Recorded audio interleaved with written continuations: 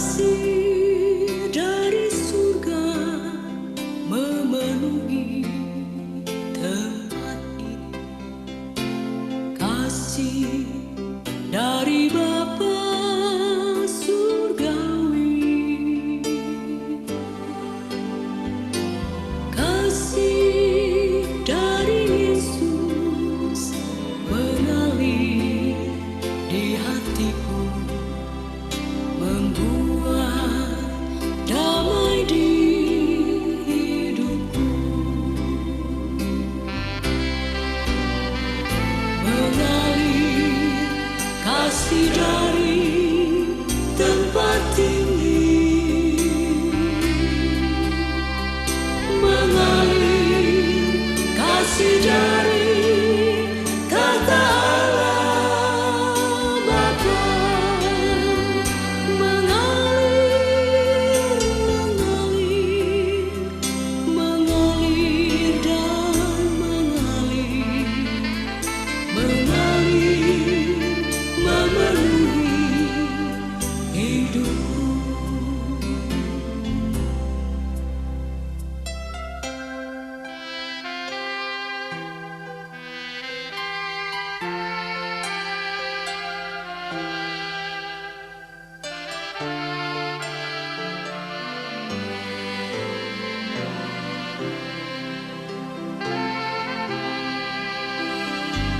Kasih dari surga memenuhi tempat ini.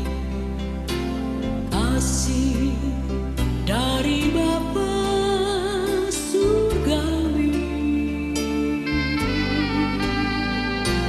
Kasih dari Yesus mengalir di hatiku, membuat damai di hidupku. Mengalir kasih dari tempat tinggi, mengalir kasih dari tata Allah Bapa, mengalir, mengalir dan mengalir, memenuhi hidupku. Mengalir kasih dari tempat tinggi, mengalir kasih dari tata Allah Bapa, mengalir, mengalir dan mengalir, memenuhi hidupku. Mengalir, memenuhi hidupku.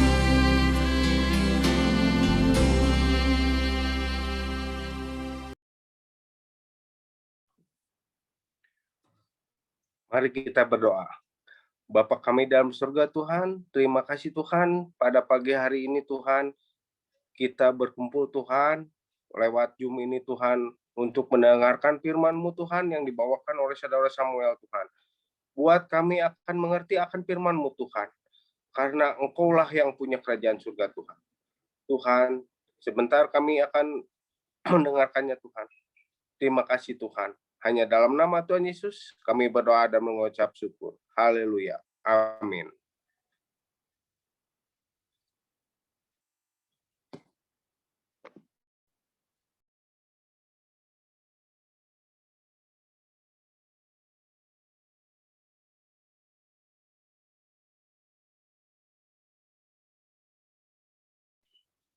Halo, suaranya nggak adaan?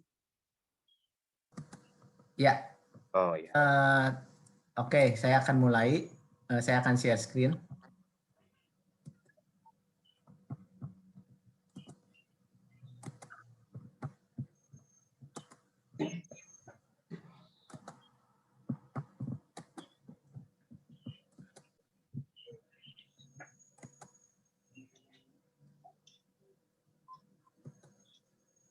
Ya, pagi hari ini kita akan belajar tentang Allah itu kasih. Mungkin kata ini adalah satu kata yang memang rekan-rekan semua udah tahu bahwa Allah kita memang Allah yang tidak perlu diragukan lagi ya, bahwa Allah kita adalah Allah yang kasih, dan kasih itu adalah menjadi satu bagian daripada Allah kita.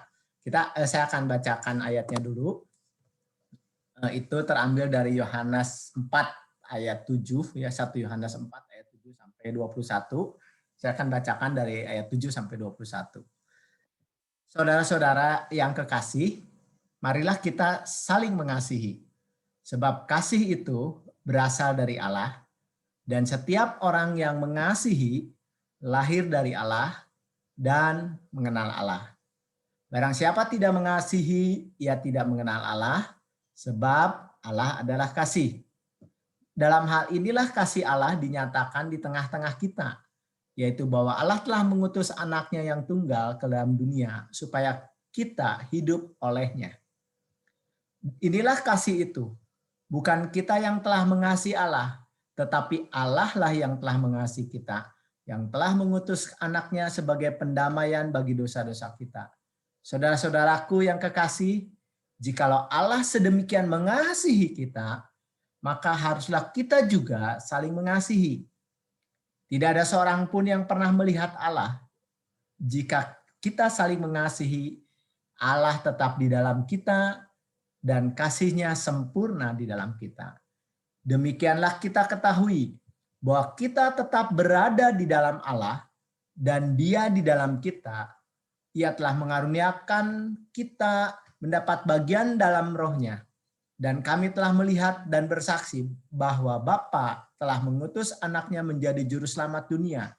Barang siapa mengaku bahwa Yesus anak Allah, Allah tetap berada di dalam Dia dan Dia di dalam Allah. Kita telah mengenal dan telah percaya akan kasih Allah kepada kita. Allah adalah kasih. Dan barang siapa tetap di dalam kasih, ia tetap berada di dalam Allah dan Allah di dalam Dia. Dalam hal inilah kasih Allah sempurna di dalam kita, yaitu kita mempunyai keberanian percaya pada hari penghakiman, karena sama seperti Dia juga ada di dalam dunia ini. Di dalam kasih tidak ada ketakutan. Kasih yang sempurna melenyapkan ketakutan, sebab ketakutan mengandung hukuman dan barang siapa takut, ia tidak sempurna di dalam kasih. Kita mengasihi karena Allah telah terlebih dahulu mengasihi kita. Jikalau seorang berkata, aku mengasihi Allah, namun ia membenci saudaranya, maka ia adalah pendusta. Karena barang siapa tidak mengasihi saudaranya yang dilihatnya, tidak mungkin mengasihi Allah yang tidak dilihatnya. Dan perintah ini kita terima dari Dia. Barang siapa mengasihi Allah, ia harus juga mengasihi saudaranya. Ya, dari pembacaan ayat dari 1 Yohanes 4 ayat 7 sampai 21, kita bisa menyimpulkan beberapa hal. Yang pertama adalah bahwa Allah adalah kasih, ya. Bahwa pribadi Allah itu kasih adanya. Nah, bukti daripada kasih Allah, ya, bukti daripada gimana sih bahwa Allah itu kasih, itu dibuktikan ketika Dia menjadikan dirinya manusia, ya, menjelma jadi manusia, dan Dia turun untuk menebus dosa-dosa kita. Itu satu bukti yang besar bahwa itulah kasih Allah. Dia tahu bahwa manusia tidak ada satupun yang mampu kembali kepada Allah. Karena apa? Karena keberadaan manusia yang berdosa.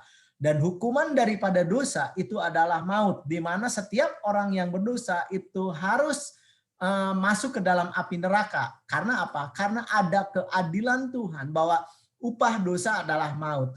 Dan keadilan inilah yang membuat setiap manusia berdosa harus masuk di dalam penghukuman. Namun Allah kita adalah Allah yang memiliki kasih yang besar, dan Dia kasihnya itulah yang membuat Dia turun ke dunia ini untuk menebus dosa-dosa kita. Dia yang harusnya Dia tidak berdosa dijadikan berdosa oleh karena dosa-dosa kita, dan Dia rela mati di kayu salib. Dan ini adalah satu bukti yang menurut saya paling berharga dibanding Allah memberikan kesempatan-kesempatan untuk bekerja, kesempatan-kesempatan untuk kita dapat rezeki, itu juga bagian daripada kasih Allah. Namun kasih Allah yang paling hakikat adalah ketika Dia memberikan nyawanya sendiri kepada kita. Karena apa? Karena kehidupan di dunia ini hanya sementara. Namun kehidupan di masa yang akan datang itu tak terbatas. Dan bayangkan kalau kita ada di dalam penghukuman yang kekal yang tak berujung. Nah, inilah Tuhan lakukan, membuat kita tidak ada lagi di dalam penghukuman. Dan menurut saya kalau kita lihat, kalau kita umur di dunia paling 80 tahun, harta pun tidak akan pernah dibawa. Namun kehidupan kekal ini menjadi sesuatu yang boleh dikatakan paling berharga. Dan Yesus sudah melakukan itu bagi kita, sehingga saya yakin dan kita semua di tempat ini yakin bahwa Allah itu sangat mengasihi kita dan Allah itu memang adalah Allah yang kasih. Nah, jadi pelajaran yang pertama adalah kita paham basicnya bahwa Allah adalah kasih. Satu bukti kasih itu dibuktikan dari Yesus memberikan dirinya bagi kita. Terus yang kedua adalah ketika kita punya kasih di dalam diri kita, kita bisa peduli terhadap sesama, kita bisa peduli terhadap saudara seiman, kita bisa peduli terhadap istri, terhadap anak, dan terhadap yang lainnya. Itu bukan karena kita hebat. Nah, di ayat itu katakan bahwa ketika kita muncul kasih yang seperti itu, karena apa? Karena Allah telah lebih dahulu mengasihi kita. Jadi orang-orang yang pernah mengecap kasih Allah, di mana betapa baiknya Allah, itu kita itu akan punya kemampuan, ya. Kita itu akan punya kemampuan untuk mengasihi kembali. Karena apa? Seseorang yang pernah mendapatkan kasih, mengecap kasih Allah, maka orang itu akan mampu mengasihi orang lain. Bahkan akan mampu mengasihi Allah kembali, seperti itu. Nah, kalau misalnya ibaratnya kalau kita bayangkan di Patmos nih ya, ada banyak orang-orang yang melayani Tuhan. Itu tanpa dikasih PK ya. Kayak misalnya mereka memberikan waktu mereka buat saudara seimannya, mereka melayani buat saudara seimannya, seperti itu. Satu bukti kasih. Nah, kalau orang menghitung, ngapain ya kita buang-buang waktu, ya ngapain ya kita memberi diri untuk orang lain, seperti itu. Namun, karena kasih Allah itu pernah dialami dalam hidup kita, sehingga kita dimampukan untuk terdorong untuk melakukan itu. Dan tanpa pamrih. Seperti Allah mengasihi kita dengan kasih agape. Ketika kita melakukan kepada orang lain atau melayani, itu tidak ada sedikit pun di dalam diri kita untuk dikasih balasan atau pamrih sesuatu. Bayangkan selama, kalau saya lihat pelayanan kita selama 26 tahun, itu secara konsisten tanpa dibayar. Itu spektakuler. Kenapa bisa seperti itu? Itu karena kasih Allah. Kasih Allah yang kita alami membuat kita mampu untuk mengasihi kembali. Dan saya yakin teman-teman di tempat ini yang saat ini ibadah, ketika teman-teman percaya Yesus mengalami kasih, itu selalu akan muncul kepedulian terhadap sesama. Dan kepedulian itu kenapa bisa muncul? Karena kita pernah mengalami kasih Allah. Nah, kasih Allah itu cukup bagi kita untuk kita mampu untuk melakukan kasih kembali. Nah, di dalam salah satu buah roh di dalam Galatia 5 ayat 22, tetapi buah roh ialah kasih. Jadi salah satu seseorang percaya kepada Kristus itu akan menghasilkan yang namanya buah roh. Ya, buah roh salah satunya akan muncul di dalam diri kita adalah kasih. Ya. Lalu manifestasi dari kasih Allah dalam hal ini, kasih Allah dinyatakan di tengah-tengah kita ya. Tadi udah saya jelaskan bahwa lewat Yesuslah kasih Allah itu dibuktikan. Oleh sebab itu di dalam Matius 22 ayat 37 dikatakan, kasihlah Tuhan Allahmu dengan segenap hatimu, segenap jiwamu, dengan segenap akal bunimu. Jadi kalau Allah sudah memberikan segala sesuatu yang paling berharga bagi kita, maka kita akan juga mampu mengasihi Allah dengan segenap hati, ya, dengan segenap jiwa, pikiran, perasaan, dan dengan segenap akal budi. Lalu selanjutnya dikatakan bahwa tidak hanya cukup secara vertikal bahwa saya mengasihi Allah, namun kasih Allah itu pun harus dibuktikan lewat mengasihi sesama. Tadi kita baca di dalam 1 Yohanes 4 ya ayat 7 sampai 21 bahwa seseorang yang ada selalu di dalam kasih Allah, terus dia bilang saya mengasihi Allah, tetapi di dalam kehidupannya dia membenci saudaranya, dia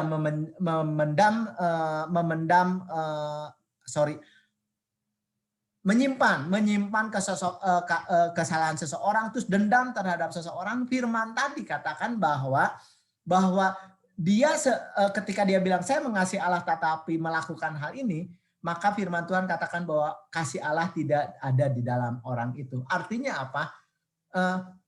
Kalau orang mengasihi Allah, tentunya dia akan mengasihi sesama. Kalau orang mengasihi Allah, tentunya dia akan mengampuni kesalahan orang. Nah itu apa hubungannya? Jadi kalau seseorang bilang, saya cinta sama Tuhan, saya mengasihi Tuhan, namun hidup kita di dalam keseharian menyimpan dendam,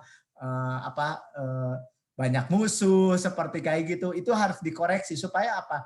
Kalau kita akan hidup di dalam situ, pasti kasih Allah itu akan lama-lama akan hambar di dalam diri kita. Karena apa? Karena bertolak belakang dengan kehidupan kita sehari-hari ya seperti itu. Bertolak belakang juga dengan kebenaran-kebenaran yang diajarkan oleh firman Tuhan. Kasihlah musuhmu dan berdoalah bagi mereka yang menganiaya kamu. Ini tentunya orang bilang, oh ini ayat ini mudah dibaca tetapi sulit untuk dipraktekkan. Memang betul. Nah, namun kasih Allah inilah yang akan memampukan kita untuk melakukan hal ini. Kasihlah musuhmu dan berdoalah bagi mereka yang menganiaya kamu. Saya pernah mengalami hal-hal yang seperti demikian. Jadi waktu saya baca ayat ini, waktu itu saya pernah disakiti dan boleh dikatakan saya sakit hati banget gitu ya. Saya sakit hati banget, saya benci sama orang itu karena apa? Saya tidak melakukan kesalahan tapi saya dipersalahkan seperti itu. Nah, hari-hari itu saya menderita. Hari-hari itu saya mengalami satu penderitaan yang dalam karena apa? Saya jadi tidak bisa tidur, makan pun tidak enak. Kenapa? Karena selalu ingat orang itu gitu ya. Ini saya kesaksian ini memang cukup lama, masih waktu itu saya SMA. Waktu saya baca ayat ini,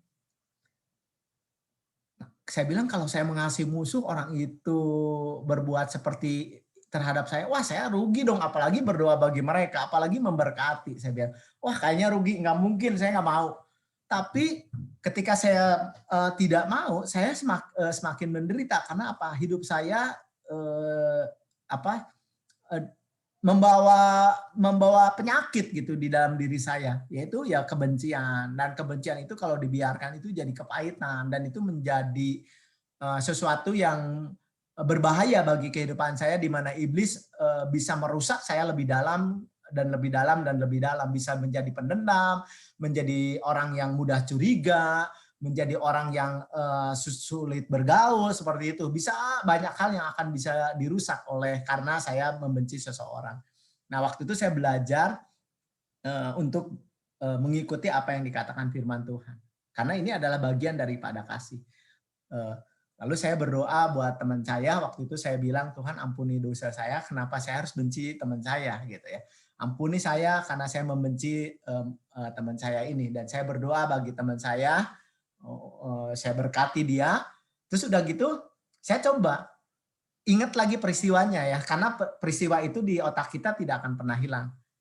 Saya ingat lagi peristiwa itu, masih sakit juga belum hilang. Saya doa lagi, saudara. Saya doa lagi, Tuhan ampuni saya mau mengampuni teman saya dengan sepenuhnya dan saya berkati dia.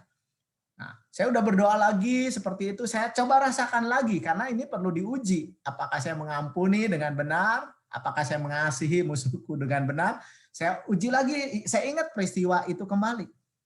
Mulai agak sedikit reda, enggak lagi mulai sakit dan saya kembali berdoa lagi. Dan setelah berdoa lagi dengan lebih sungguh, saya ingatkan lagi peristiwa waktu dia sakit menyakiti. Puji Tuhan, ternyata firman ini luar biasa. nggak sakit. Sampai sekarang peristiwa itu masih ingat di benak saya, dan saya tidak pernah sakit di dalam hati saya. Saya bisa merasakan bahwa saya tidak lagi sakit terhadap peristiwa yang terjadi menimpa saya. Ternyata ini tuh obat buat diri kita ya. Ketika kita mengasihi musuh, itu Tuhan kasih obatnya, yaitu kita harus berdoa bagi mereka dan mengampuni dosa mereka. Dan ini keuntungannya sebenarnya bukan buat musuh kita, itu keuntungannya buat diri kita. Nah, teman-teman, rekan-rekan di sini, kalau pernah mengalami seperti ini, saya hanya menyarankan coba gitu hal yang sesuai dengan firman Tuhan, karena itu benar-benar menguntungkan kita, sehingga kita kembali pulih dan kita bisa mengasihi kembali Allah kita. Bahkan kita bisa mengasihi saudara-saudara seiman kita yang lain. Karena ketika saya membenci satu orang, ini menjadi kasih saya kepada Allah pun menjadi terhalang. Karena apa? Tabrakan ya. Saya mengasihi Tuhan, saya mengasihi Tuhan, tapi saya benci gitu. Itu tabrakan banget, dan itu menjadi problem di dalam kehidupan rohani saya waktu itu. Dan saya bersyukur saya melihat bahwa betapa luar biasanya firman Tuhan yang saya baca ini. Jadi waktu saya lihat, wah, firman Tuhan ini luar biasa banget. Nah, aplikasi yang kita bisa lihat di sini bahwa kalau kita punya kasih, ini menjadi parameter ya, menjadi parameter apakah saya punya kasih atau tidak. Ini maksudnya apakah kasih kita ini masih problem atau tidak. Kita bisa melihat gambaran dari 1 Korintus 13 ayat 4-7 ya, saya akan bacakan. Dikatakan kasih itu sabar. Nah, kalau mulai ada nggak sabar, berarti yang kasih ini kita perlu belajar. Kasih itu sabar. Kasih itu murah hati. Ia tidak cemburu, ia tidak memegahkan diri dan tidak sombong, ia tidak melakukan yang tidak sopan, dan tidak mencari keuntungan diri sendiri, ia tidak pemarah, dan tidak menyimpan kesalahan orang lain, ia tidak bersuka cita karena ketidakadilan, tetapi karena kebenaran, ia menutupi segala sesuatu, percaya segala sesuatu, mengharapkan segala sesuatu, sabar menanggung segala sesuatu. Jadi kasih ini digambarkan di dalam 1 Korintus menjadi parameter. Kasih itu katakan tidak memegahkan diri, tidak sombong. Kasih itu tidak mementingkan diri sendiri. Kasih itu tidak menyimpan kesalahan orang lain. Dan ini menjadi refleksi buat diri kita.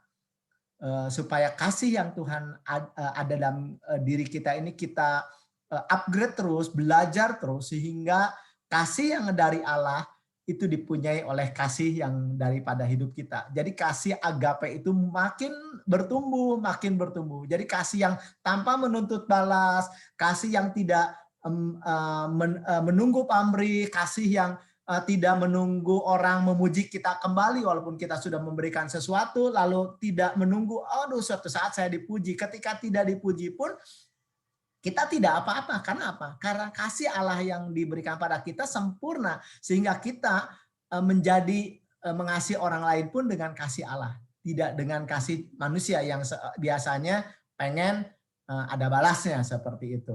Kesimpulan, Allah itu kasih, Allah sumber kasih. Mari kita hidup di dalam kasih, dan Tuhan memberikan perintah baru kepada diri kita untuk saling mengasihi. Jadi kita harus saling mengasihi satu dengan yang lain. Jadi kasih itu tidak boleh satu pihak. Jadi satu dengan yang lain itu harus saling mengasihi. Jadi kalau seseorang hanya cuma ngasih gitu, yang satu nerima, itu nggak balance. Jadi kita harus dua belah pihak. Kasih menjadi ciri murid Yesus ya. Menjadi murid Yesus. Jadi kalau kita murid Yesus, maka kita akan hidup di dalam kasih Allah. Oke, saya akan sharing dulu. Saya akan putarkan satu video untuk penutup ya.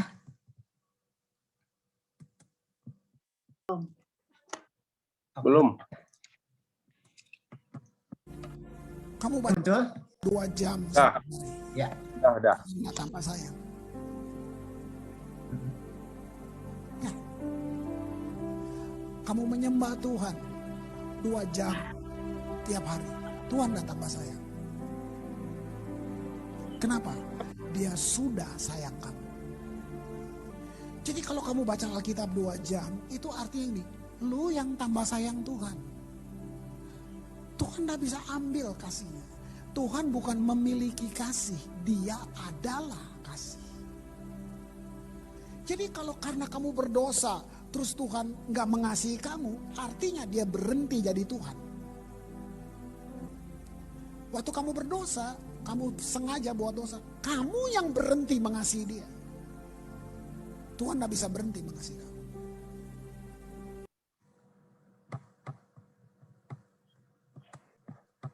Ya, itu penutup mudah-mudahan dari Kris Manusama bisa menggambarkan bahwa ketika kita melakukan sesuatu, baca Alkitab, kita mengasihi sesama, itu justru kita makin nambah kasih Allah. Allah itu tetap Allah yang kasih.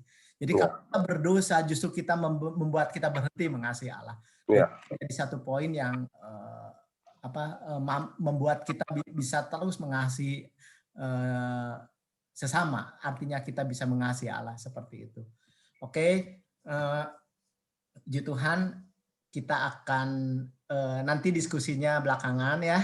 Kita akan tutup dalam lagu ya. Nanti Lina tutup dalam doa ya, doa syafaat. Kita akan angkat pujian dulu, satu pujian.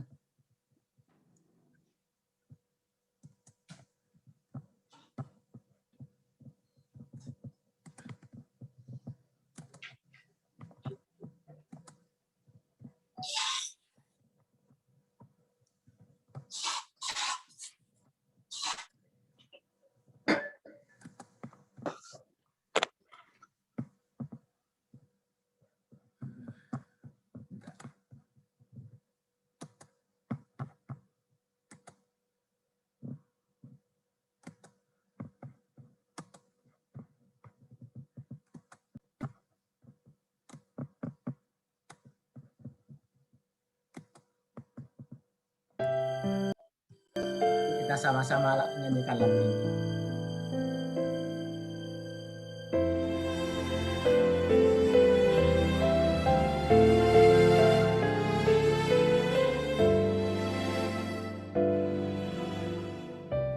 Kasih setiamu yang ku rasakan lebih tinggi dari langit biru. Kebaikanmu yang telah kau nyatakan lebih dalam dari lautan. Berkat-Mu yang telah ku terima sempat membuatku terpesona. Apa yang tak pernah ku pikirkan, itu yang kau sediakan bagiku. Siapakah aku ini, Tuhan? Jadi biji mata-Mu. Dengan apakah ku balas Tuhan selain puji dan sembahkan?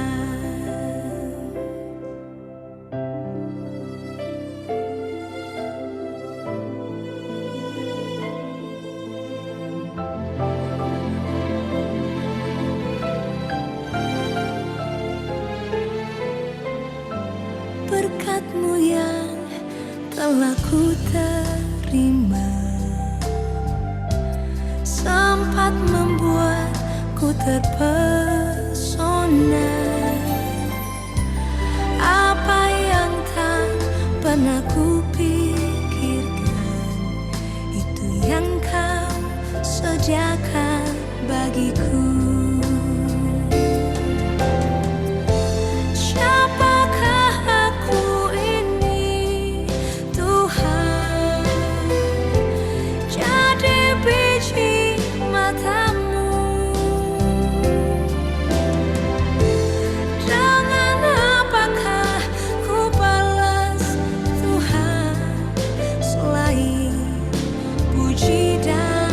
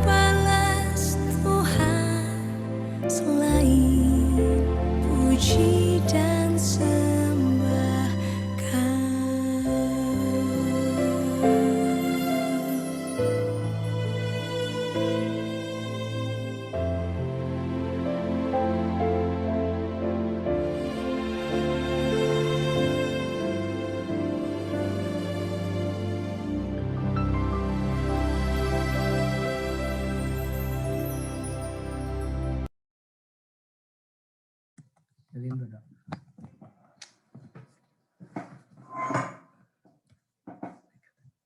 Tuhan, kami bersyukur kepadamu pagi hari ini, Tuhan. Kami datang kepadamu, Tuhan.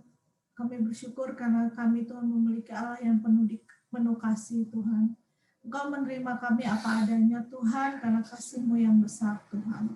Tuhan, marilah, Tuhan, biarlah kasih-Mu yang besar itu, Tuhan, memenuhi seluruh kehidupan kami, Tuhan. Sehingga kami pun bisa mengasihi, Tuhan, orang lain seperti Engkau mengasihi kami, Tuhan. Sehingga kami, Tuhan, bisa mengasihi orang lain tanpa syarat, Tuhan. Seperti Engkau sudah mengasihi kami semua, Tuhan. Tuhan, mampukan kami, Tuhan. Biar untuk kami, Tuhan, bisa menerima saudara kami satu dengan yang lain, Tuhan, dengan segala kekurangan mereka, Tuhan. Tuhan, biarlah Tuhan kasih-Mu, Tuhan, yang memampukan kami juga, Tuhan, mengasihi bangsa ini, Tuhan. Tuhan, mari Tuhan, pagi hari ini kami datang kepadamu, naikkan syukur kami kepadamu, Tuhan. Kami berdoa, Tuhan, untuk Patmos, Tuhan, biarlah Tuhan kami, Tuhan, satu dengan yang lain, Tuhan, boleh Tuhan menerima setiap kekurangan dan kelebihan saudara kami, Tuhan. Biarlah kami diikat oleh kasih-Mu yang besar, Tuhan. Sehingga kami, Tuhan, boleh Tuhan menjadi surat yang terbaca bagi dunia, Tuhan. Di mana ada kasih-Mu, Tuhan. Di mana ada kesatuan, Tuhan. Di mana ada, Tuhan, kesehatian, Tuhan. Di sanalah Engkau memerintahkan berkat-Mu, Tuhan. Tuhan, kami berdoa untuk setiap keluarga demi keluarga, Tuhan. Satukan hati kami, Tuhan, untuk kami boleh menerima kekurangan satu dengan yang lain, Tuhan. Sehingga kami, Tuhan, sehati, Tuhan. Sehingga, Tuhan, berkat-Mu mengalir atas keluarga kami, Tuhan. Ke atas kepala hingga ke janggut, Tuhan. Tuhan, kami juga, Tuhan, berdoa, Tuhan. Satukan kami, Tuhan, dalam satu jemaat-Mu, Tuhan, gereja-Mu yang kudus, Tuhan, untuk kami saling menerima satu dengan lain dalam Tuhan ketika kami berjemaat, Tuhan, sehingga sungguh, Tuhan, gereja kami, Tuhan, boleh menjadi, Tuhan, berkat, Tuhan, bagi bangsa ini, Tuhan. Tuhan, kami juga berdoa, Tuhan, untuk bangsa ini, Tuhan. Berikan, Tuhan, kasih-Mu yang besar juga untuk bangsa ini, Tuhan, sehingga, Tuhan, kami, Tuhan, memiliki kasih, Tuhan, untuk orang lain, Tuhan. Bukan hanya memikirkan diri kami sendiri, Tuhan. Tapi kami mulai, Tuhan, mulai berbagi kasih kami bagi sekeliling kami yang belum mengenal Engkau, Tuhan. Mampukan setiap kami, Tuhan, untuk kami bisa mengasihi bangsa ini, Tuhan. Dengan segala kekurangannya, Tuhan. Tuhan, kami minta ampun kepadamu bagi bangsa ini, Tuhan. Biarlah, Tuhan, Kau tutup bungkus bangsa ini dengan kuasa darah-Mu, Tuhan. Berkati, Tuhan, Presiden, pemerintahan, semua, Tuhan, yang telah Kau pilih oleh tangan-Mu, Tuhan. Tutup bungkus dengan kuasa darah-Mu, Tuhan. Terima kasih, Tuhan. Biarlah kasih-Mu yang besar, Tuhan, menutupi, Tuhan, setiap kekurangan, Tuhan. Biarlah kasih-Mu yang besar, Tuhan, menutupi, Tuhan, setiap kesalahan yang kami buat, Tuhan. Dan kami, Tuhan, bersyukur, Tuhan, karena kami memiliki Allah yang penuh dengan kasih, Tuhan. Terima kasih, Bapa. Dalam nama Yesus kami berdoa dan mengucap syukur. Amin. Ya, amin. Puji Tuhan.